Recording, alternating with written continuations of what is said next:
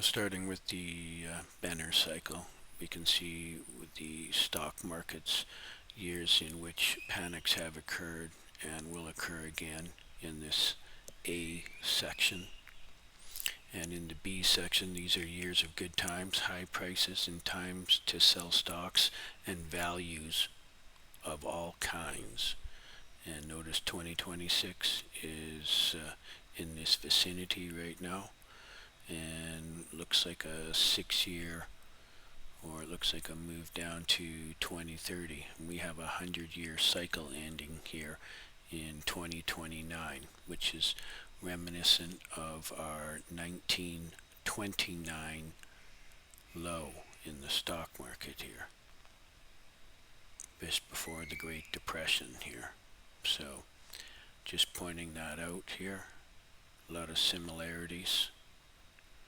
Okay, so in this one here, this is the years of hard times, low prices, and a good time to buy stocks or corner lots, goods, etc., and hold until the boom reaches the years of good times, then unload. So this is good times. So the next good times is going to reflect this 2034 and 2035. There's going to be some sort of significant major top. So just wanted to point that out. And that'll be again a 2 year campaign moving up here. And it'll be 8 years between these tops. These really big tops. Not saying that our 1929 top isn't big for our 100-year cycle for 2029, but I think we'll have some type of topping pattern in that time frame. I've been stating that in my forward work on Bitcoin. Okay, so we've talked about our periods when to make money on this chart, so go have a look at the Benner cycle right up here. Benner, Benner cycle, and you can print this off or have this to look at just to remind you while you're looking back at stocks when we had panics occur. Right? Big stock market panics, the bubble, remember? Okay, so let's now go take a look at what Bitcoin's doing, and let's take a look at percentage levels and time, and let's just see what we can see from that analysis, because I'm going to bring both of those to you and we're going to have a look at that. Okay, so let's just get rid of some of this stuff and hide it so that we can do our analysis a bit better. So let's go ahead and let's just take a look at our low at 59.9 here, and it took to get up to this point here on the March 17th top here, and it looks like it was about 26.3.4%. So both of those metrics we need to remember, 39 days and the low 26%. All right. From there, we'll go over to our low here on the second. And we go up to here, well, 34 days, we're 26% here, 38%, and at 39 days, which is Monday, the 11th, I think, it's quite likely we have a change in trend, whether or not we move up to 84 and 86.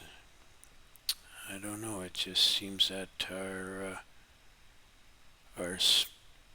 moving averages here, which represent these, and I'm going to talk about those as well. So we have a balancing of this move here, which is what I want to point out to you.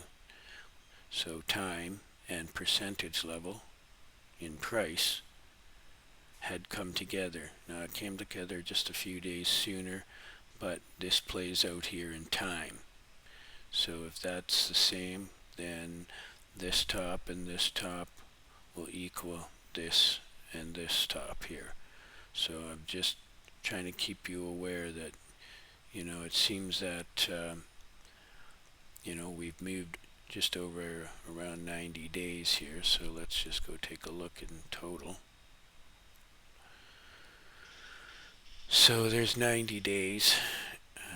So that's 1/4 of the circle for the sun to have made a movement. And we also had on this day, we had the two planets Mars and Jupiter were in a right angle square, and Jupiter is now moving closer to making a 60-degree angle coming up here in the next month. And then at the end of the season, a really big one will be in November, when Mars will be again completely conjunct Jupiter. So I expect by middle of November that our bottom is in, and we finish our downward bear major campaign. However, we can still struggle a few months past our 12, 13, and 14 months. I mean, it can happen, but our metrics are for 12 and 13 and up to 14 months. So that October coming up is the period. Okay, so we're going to talk about these moving averages. This red one represents our 90. So I'm just using the proportions of the circle. And from there, the next one is this yellow one, and that's the 135. Next on the moves is this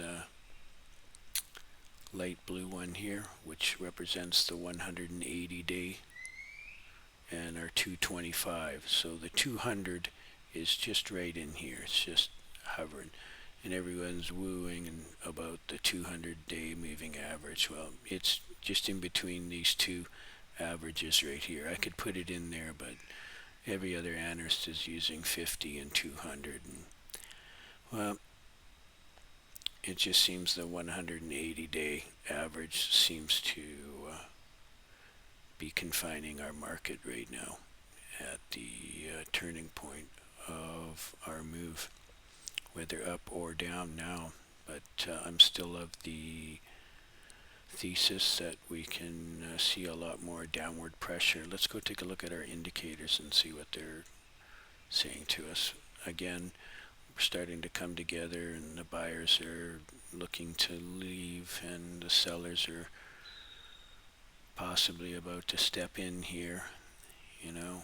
We have a lower top on our RSI movement on our MACD here, and our histogram bars are showing weakness is prevailing. So this is a head and shoulders formation here. Let's go take a look at the RSI. The RSI is showing us here that it's rekindling an effort to come up and make a head and shoulders off this latest peak here on the May 6th. So we're looking to see, a rejection here soon. If not, then significant strength.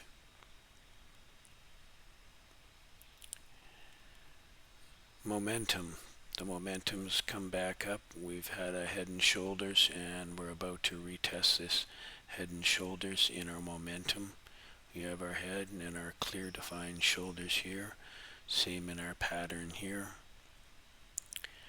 So we are again in momentum oversold territory and likely for a change in trend. stochastics. This is the leading and lagging indicator in my view. And I think that just putting together my trend lines that I had on here, you know, coupling them through data points, you know, particularly these red ones where they kind of come together. So we've had a big top here where these two have crossed in our big downward fake out, and here again we're challenging our downward momentum here, especially on this area here. We're going to come back up into this right away here, and it looks like have another move down and maybe another swift spike to bring us back wider to a lower area in the late part of May and June. Okay, so that's our indicators. We've assessed that. Let's go take a look at the 4-hour chart now that we've already done our assessment on the day.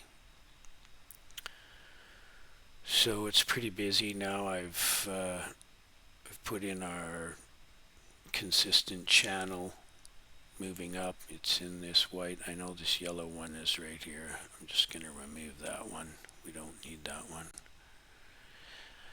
So our channel has caught our tops here, and from there, once we have broke above this topping pattern here, we reached the extended pattern for our main trend down, which is parallel to our main trends. I was expecting the downtrend to have occurred after the 78th day, or back in here where we were, price and time was square, and we've been pushing on and squaring out continuous our days higher and higher, and now we are overshadowed our price and time because now we are in our 90th day. Or past our 90th day, we are below the price of 90, and so you could say that price is now behind time, and it's imminent for a change in trend here. So this is looking at it on our 4-hour. I've put a tighter channel moving up inside, which squared out with our main trend channel moving down on our daily chart. So we'll just take another quick look at that so you can see what I'm saying here. I'm representing our let's see here,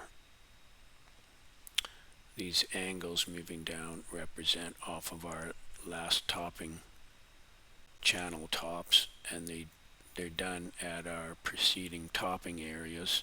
We couple them together and we're able to capture where the next possible trends can bounce off of, and we can see that we have a Fibonacci level here that is showing that it's holding us up there. I wanted to also just quickly talk about our Fibonacci sequences, because I sometimes get some comments about that you can't use them right and whatnot, but so in this Fibonacci sequence running down from the top, I extended it down to the 15,000 where we made a low. I took the other Fibonacci sequence, which is the same as this one, and ran it from the bottom to the top, and you can see now that these Fibonacci, this 23.6 is in line with this 78, and this 38 is in line with this 61, and our 50-50 of course are the same, and our 618 and 238, and then last is our 78 and our 23.6, showing how Fibonacci sequences line up. So I wanted to just point that out, that they're a good indicator, and I utilize them to show us how we've moved between our levels. So let's go take a look at what I'm talking about there too. So stating here, we've now moved down one solid Fibonacci to the 7-8, then fell down and gained traction at the 618 level. Then we broke through and we moved down another two Fibonacci levels like this one. We moved two in this big one, and on this one you could say we did 2.5, but let's just say we did 2 coming down to here. This 382 level held us. So and now we've been closing under this 50% level, which is not a good sign when you do that. And this looks like a very typical failed attempt, in my opinion, to a bull market, and I think that this is a trap, in my opinion, and I'm just stating that you should be very careful where price and time is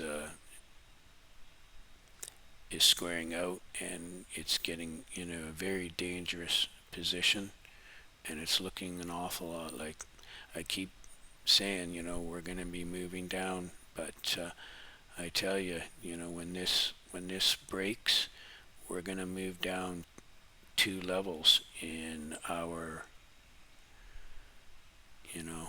our Fibonacci sequence, like we've done in the last 2 moves, and that represents an area right around here, and that wouldn't surprise me the least bit if that occurred over this period coming into the summer here, and we'll of course have some relief rallies into some holiday seasons, notably in July. So we just need to be aware that it's possible that we experience a whole bunch of very quick whipsaw rallies here, and it's just very likely that we're going to have another very fast move, probably somewhere around 21 days, as our other campaigns have been quite similar to those. So let's just quickly take a look at those. Let's move some of these so we can just take a look at what. So we've been in this one I know is 45 days. Right, so again, and half of that is our 22, and of course that's where this thing falls down. Oops, sorry, I didn't mean to put that in front of there. So we have a mean top there, 22 days later, and then our 45 days, we return back to the low. So there's some market symmetry there. And as we continue on with the square, after 60 days, we get into this channel. Then around 90 days, we have a top here. Just like we're having a top 90 days from our bottom in February. This one extends out 100 days. Our next major breakthrough and down was after 123 days, or another triangle point.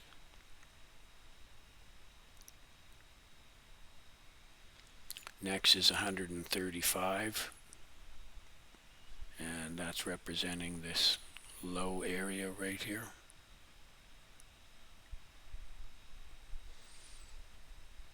Next we have like 144, as Gan would say, to watch, and of course we're still in the channel. Next is 157, which is the halfway point between 180 and 135. And then we have our 180-day bottom, our change in trend, and our move up now. And our next major point on our square after, so the 200-day moving average is the same place as 200, right? So we're 200 days, right?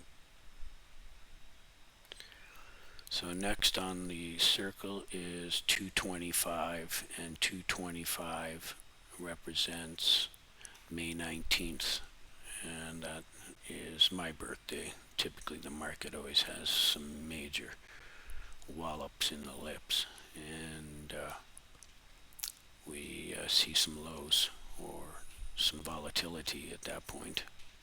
Tops or bottoms, really quick whipsaws, that's for sure. So that's our next point on our circle. After that we have the lucky 240. So probably a big walloping low, maybe a very good point here to look for a buy. Why else would that be? Let's have a look at my ephemeris here. Well, the 9th, 10th, and 11th Venus is conjunct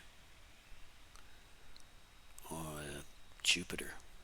So right in here,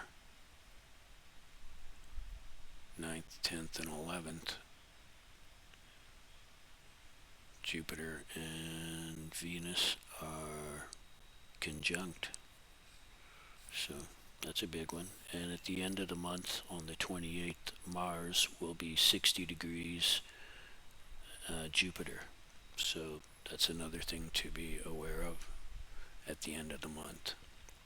And 270 days from our top represents July 3rd. And in July 3rd, Mars will be conjunct Uranus, the planet of technology. So I expect that there's going to be a rotation and some movement in our tech industry and cryptocurrencies, because we have a planet of force and direction is going to be conjunct the planet of transportation, technology, and innovations. So it's going to be kind of an interesting July 4th, that's for sure. Okay, that's what I have for you today. I just wanted to talk to you about a few of these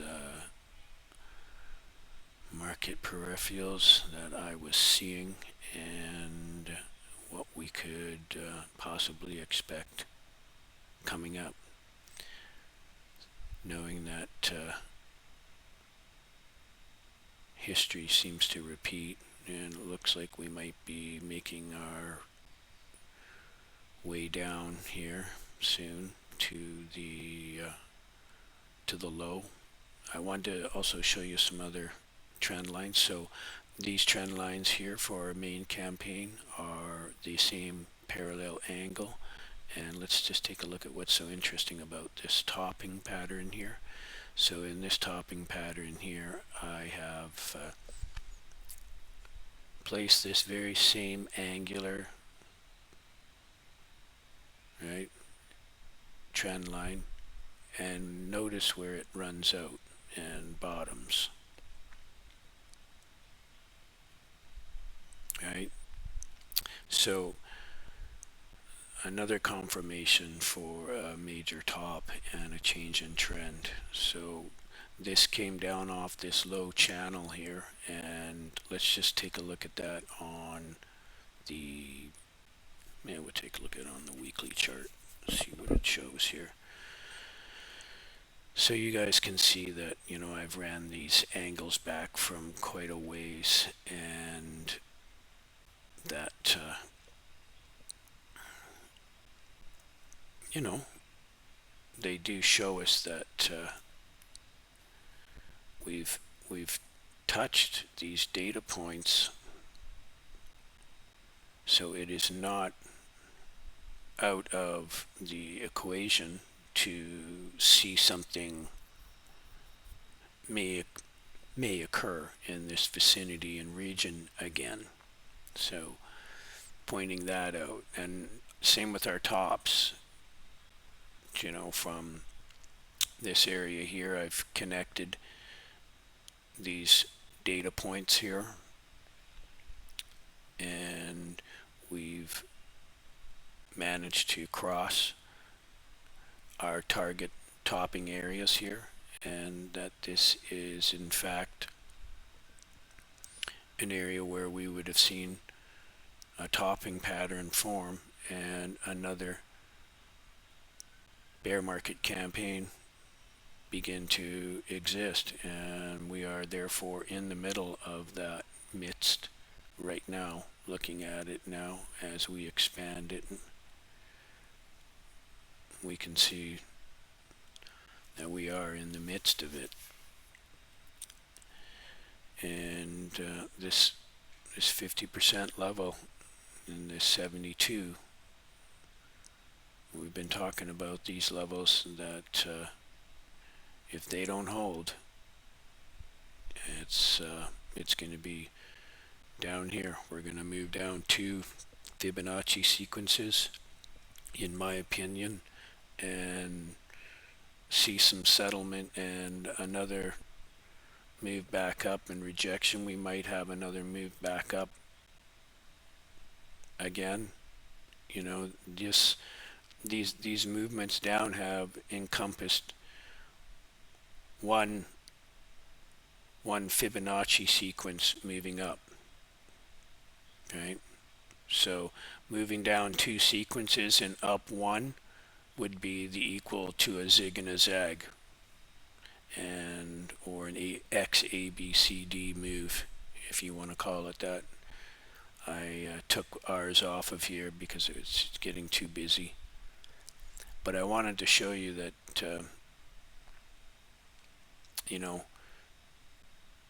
it's 2 down and 1 up in our Fibonacci sequence, and it's certainly showing that 2 down and 1 up again.